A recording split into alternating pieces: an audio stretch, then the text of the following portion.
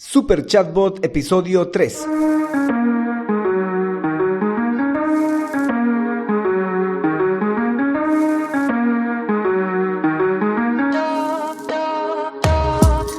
Hola y bienvenidos un día más a todas y todos los chatbot users de este podcast en el que vamos a hablar del universo de los chatbots y sus poderes en internet y redes sociales, además de las novedades, funciones, estrategias y tips de estas pequeñas bestias robotizadas con las que algunos nos ganamos la vida y con las que otros se hacen la vida más fácil. Hoy contaremos la historia de los chatbots desde Alan Turing hasta la particular teoría de la singularidad tecnológica. Pero no sin antes recomendarte que visites alexhurtadomktd.com, donde vas a encontrar chatbots para Facebook, WhatsApp, Instagram, Telegram, etc. Por cierto, yo soy Alex Hurtado, un implementador de chatbots. Bueno, chatbot users, comencemos. Alan Turing.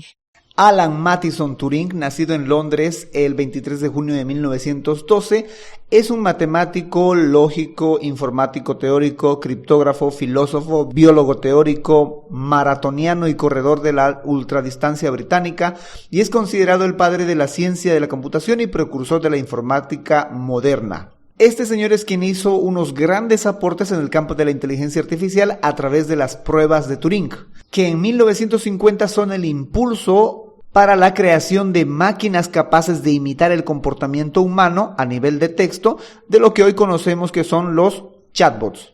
Estas pruebas o examen de Turing es un examen en el cual se mide la capacidad de una máquina para exhibir un comportamiento inteligente similar al de un ser humano, o por lo menos que no se pueda distinguir entre ser humano y máquina. Y este fue el puntapié inicial para que otros investigadores del mismo campo o similar campo puedan y empiecen a crear máquinas para vencer esta prueba de Turing. Concretamente, Alan Turing propuso esta prueba en su ensayo de Computing Machinery and Intelligence. Computing Machinery and Intelligence. ¿Cómo? Computing Machinery and Intelligence. Este ensayo que acaban de escuchar lo propuso mientras trabajaba en la Universidad de Manchester en 1950 e inicia con las siguientes palabras. Propongo que se considere la siguiente pregunta. ¿Pueden pensar las máquinas? Esta pregunta hasta el día de hoy es un poco complicada de resolver porque para pensar se tiene que suponer que hay cierto grado de inteligencia, o por lo menos hasta ahora se deduce que hay cierto grado de inteligencia para que éste pueda pensar por su propia cuenta, y hasta hoy tampoco se ha logrado definir qué es o qué abarca la inteligencia. A 2021 aún no tenemos un concepto concreto, o por lo menos no tenemos las palabras que abarquen el concepto que es inteligencia. Y de esto ya era consciente Alan Turing allá en 1950. Por eso es que reemplazó la pregunta con otra que sea capaz de poder responderse, además que esté relacionada con lo que estaba planteando y que no tenga palabras ambiguas. Y la nueva pregunta que Turing formuló fue: ¿existirán computadoras digitales imaginables que tengan un buen desempeño en el juego de la imitación? Esta pregunta, según Turing, sí era factible poder comprobarla. Y para ello es que creó las pruebas de Turing, que son un examen de la capacidad de la máquina para exhibir un comportamiento inteligente similar a la de un ser humano o indistinguible de esta. Alan Turing propuso que un humano evaluara las conversaciones en lenguaje natural entre un humano y una máquina. Esta máquina estaba diseñada para generar respuestas similares a las de un ser humano. El evaluador sabría que uno de los participantes en la conversación es una máquina. La conversación estaría limitada a texto, a un teclado y un monitor. En el caso de que el evaluador o los evaluadores, que daba cada cual la prueba por separado, no los reunían para hacer esta prueba, en el caso de que estos no pudieran distinguir entre humano y máquina acertadamente, entonces la máquina pasaba la prueba. Esta prueba no evalúa el conocimiento de la máquina en cuanto a su capacidad de responder preguntas correctamente o sobre un determinado campo de conocimiento. Solo se toma en cuenta la capacidad de esta de generar respuestas similares a las que daría un ser humano. Estas pruebas son las que se utilizan hasta el día de hoy para medir o para verificar qué tanta inteligencia artificial puede demostrar una máquina, una computadora, frente a un ser humano. Si es capaz, si es posible de imitarlo de manera tal que un ser humano no pueda distinguir entre una máquina y otro ser humano. Loebner Award. Los premios Loebner son una competición anual en la que se aplican las pruebas de Turing a los diferentes participantes, computadoras o máquinas que dicen que pueden exhibir un comportamiento humano capaz de engañar a otro ser humano. Y para comprobar que lo que dicen es cierto, deben de pasar las pruebas de Turing. Esta competición se lleva a cabo desde 1991 y hasta la fecha nadie la ha ganado. Pero sí se ha llegado a entregar la medalla de bronce cada año a un sistema computacional que, según la opinión de los jueces, demuestra el comportamiento conversacional más humano. Pero las medallas de plata, que es únicamente textual, y la medalla de oro, que es visual y aural, no han sido ganadas hasta la fecha. ELISA 1966. Todo lo que hemos dicho con respecto a las pruebas de Turing y a Alan Turing fue la base para que otros investigadores, otros científicos del campo de la computación y la inteligencia artificial empiecen a crear máquinas computadoras capaces de vencer esta prueba a través de exhibir o imitar un comportamiento similar al de otro ser humano, pero que es capaz de engañar o hacerse pasar por un ser humano. Y es así como nace el primer chatbot, ELISA, desarrollado en el MIT por Joseph Weizenbaum. En realidad el término chatbot todavía no era aplicable en aquel entonces, sino más adelante gracias a otra máquina que también era muy similar a ELISA. El objetivo principal de ELISA era habilitar una interfaz de comunicación para conectarse entre la máquina y el hombre, cosa que logró con mucho éxito. ELISA operaba reconociendo palabras claves o frases para reproducir una respuesta usando esas palabras claves en respuestas preprogramadas. Parry 1972. Este fue creado por el psiquiatra estadounidense Kenneth Colby. Parry era un programa conversacional que imitaba a un paciente con esquizofrenia, en un intento de simular el comportamiento de esta enfermedad. En otras palabras, este programa estaba basado en el procesamiento del lenguaje natural que se asemejaba al pensamiento de un individuo con esquizofrenia.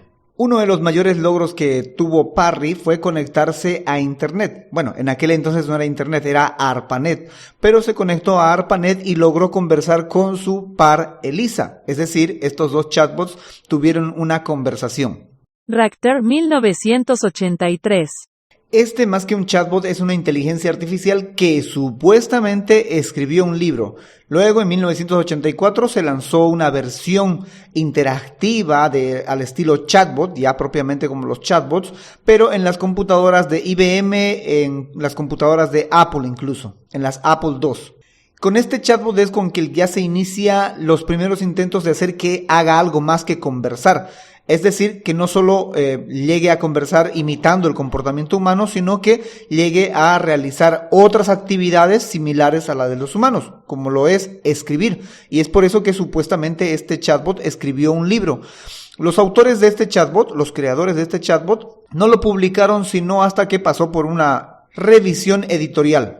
Carla 1984. Lo interesante y curioso de este chatbot es que es un chatbot construido en Brasil y este se basa en ELISA, que fue el primer chatbot lanzado. Este chatbot simula ser una psicóloga virtual, a diferencia de Parry, que es el paciente. Dr. Sveitsa, 1992. Este chatbot fue creado por la empresa Creative Labs en Singapur y es el primero que empieza a incorporar o responder con sintetizador de voz, es decir, que se le introducía un texto y el chatbot, en vez de responderte con otro texto, te respondía con una voz robótica, pero ya esto es de los primeros intentos por tratar de humanizar a los chatbots. Albert One 1995. Este chatbot tuvo la cualidad de conectarse a Internet y comenzar a recopilar información de cómo la gente conversaría con un chatbot o cómo conversarían entre ellos para luego utilizar esta información y participar en los premios Loebner, en el cual ganó la medalla de bronce. Alice 1995. Este chatbot, conocido también como AliceBot, ya es una unidad de procesamiento del lenguaje natural, es decir, que respondía lo más parecido a un humano, como el lenguaje que tiene un humano. Este chatbot se inspiró en ELISA, el primer chatbot del que hablábamos en esta serie.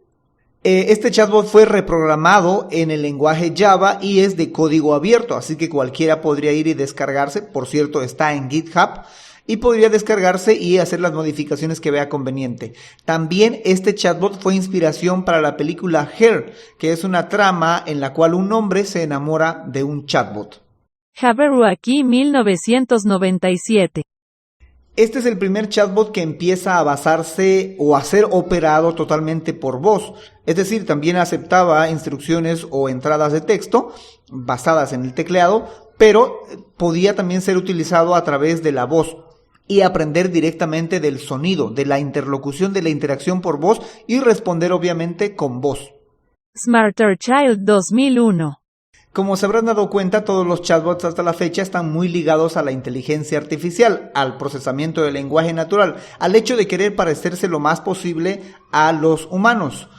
Pero este chatbot, Smarter Child, es el primero que es pensado para utilizarse en los servicios de mensajería instantánea. Servicios tales como IM de AOL o el MSN, el Messenger o Yahoo Messenger, que como dato curioso, este chatbot tenía más de 30 millones de amigos en estos servicios de mensajería instantánea. La popularidad de estos chatbots utilizados en servicios de mensajería instantánea generó los chatbots orientados hacia el marketing. Se dice incluso que este fue el precursor de Siri de Apple y del S-Voice de Samsung. Cleverbot 2008. Este chatbot es una versión mejorada de Jabberwocky de 1997. Este chatbot incluso está disponible en un sitio web, es decir, ya no solamente para en la máquina o en la que lo construyeron, sino está disponible para que pueda conversar con cualquier persona. Es más, tiene la cualidad de conversar, de entablar conversaciones con cientos de miles de personas al mismo tiempo. Es de los primeros chatbots que empieza a salir, como les decía, de su propia consola, de su propia máquina y ponerse disponible en sitio web y en aplicaciones para Android, para iOS, incluso para en su aquel entonces el Windows Phone. Chatbots de 2010 en adelante. A partir de 2010 empiezan a surgir muchos chatbots con bastante inteligencia artificial y machine learning orientados hacia buscar soluciones para el usuario, no tanto para una empresa, sino para un usuario, tales como en el 2011 nació Siri, 2014 nació Alexa, en el mismo año también nació Watson, en 2016 nació Google Assistant, en 2013 Cortana. En fin, son chatbots utilizados en determinados dispositivos como las computadoras o los celulares. A partir de 2016, Facebook permite a los negocios crear sus propios chatbots para que puedan atender o hacer de atención al cliente en sus páginas Facebook. Estos chatbots evidentemente estaban orientados hacia la parte de marketing, hacia la parte comercial, hacia la atención al cliente como tal. Al principio había que tener una gran cantidad de seguidores o fans para poder construir esos chatbots o acceder a construir estos chatbots, pero a la fecha cualquier página con 0 seguidores o con muy pocos seguidores puede crearse un chatbot para su propia página, para su propio negocio en Facebook. Entre 2017 y 2021 aparecieron los chatbots para Telegram, para Instagram, para WhatsApp y el último recientemente nacido es el chatbot para Google Business Message, que es un chatbot orientado hacia las búsquedas en Google Maps en los dispositivos, porque cuando buscas un negocio en Google Maps aparece su ficha de negocio y va a aparecer un pequeño botón de chatear con la empresa. Y ese chatear con la empresa puedes colocar un chatbot para que sea quien se encargue de conversar con los clientes y te sirva como atención al cliente. Como se habrán dado cuenta, los chatbots han sido ligados mucho hacia la inteligencia artificial, hacia ese hecho de querer simular ser seres humanos. Y eso nos lleva al último punto en el que vamos a hablar de la singularidad tecnológica, porque tiene mucho que ver con esto de la inteligencia artificial. La singularidad tecnológica, que es una hipótesis que sugiere que la velocidad tan acelerada a la que progresa la tecnología provocará que la inteligencia artificial, tarde o temprano, acabe excediendo la capacidad intelectual de los seres humanos, y propone que ya no tendremos control sobre ella y se controlará a sí misma e incluso algunos apuntan a que intentará controlarnos a nosotros. No son pocos ni tampoco cualquiera el que haya dicho este tipo de cosas que puede parecer de película, es más, son como conspiraciones de fin de mundo, pero personajes como Elon Musk y Steve Hawking afirmaban que esto era una posibilidad.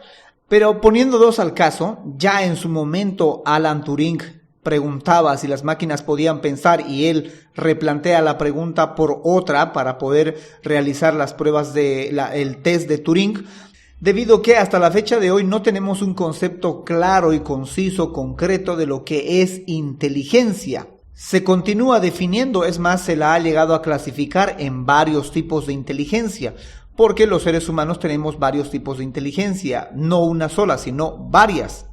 Por tanto, si aún no tenemos una definición concreta o viable de inteligencia, pues, ¿cómo sabemos que una máquina puede tener inteligencia? ¿Que puede exhibir un comportamiento inteligente? Claro que sí, pero no es que sea inteligencia, sino que se la programó para que pueda mostrar ese comportamiento. Es decir, alguien más inteligente que esta máquina, supuestamente, pues le dio las instrucciones para que pueda mostrar esa cualidad de inteligencia. Y más allá todavía, si la máquina llegase a ser inteligente, ¿cómo sabemos o en qué punto sabremos qué tanta inteligencia tiene que tener para que pueda tener conciencia? Cosa que tampoco hemos logrado nosotros conceptualizar o resumir en palabras para decir esto es conciencia. Entonces, se torna un poco difícil que una máquina sea más inteligente que nosotros, tenga conciencia y que encima de ello, de ser consciente y ser inteligente, se vuelque contra nosotros, es decir, seamos nosotros sus enemigos o entienda que nosotros somos el enemigo, lo malo, a lo que tiene que controlar, a lo que tiene que eliminar si es necesario, porque estas propuestas de la singularidad tecnológica es que no se va a volcar en contra nuestra, nos va a intentar dominar e incluso nos va a intentar exterminar al estilo de Terminator. O tantas otras películas en las que una máquina, una inteligencia artificial, busca eliminar o dominar a la especie humana en favor de la misma especie humana o en favor del planeta. Si a alguno le interesa ahondar un poco más en este tema, he encontrado un video muy interesante de Mauricio Schwartz, del canal El Rey va Desnudo, en el que habla cabalmente de esta singularidad tecnológica. Así que les dejo el link en las notas del programa. Bueno, Chatbot User, eso es todo por hoy, es todo cuanto les puedo compartir el día de hoy.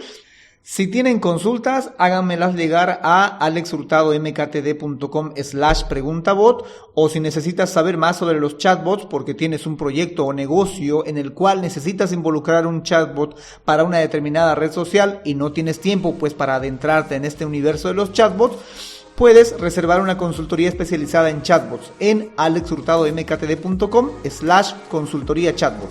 En fin, será hasta la próxima a las 7:24 con más del universo de los chatbots. Entre tanto, gracias por escuchar este podcast y gracias por crear un chatbot con este podcast. Chau, chau.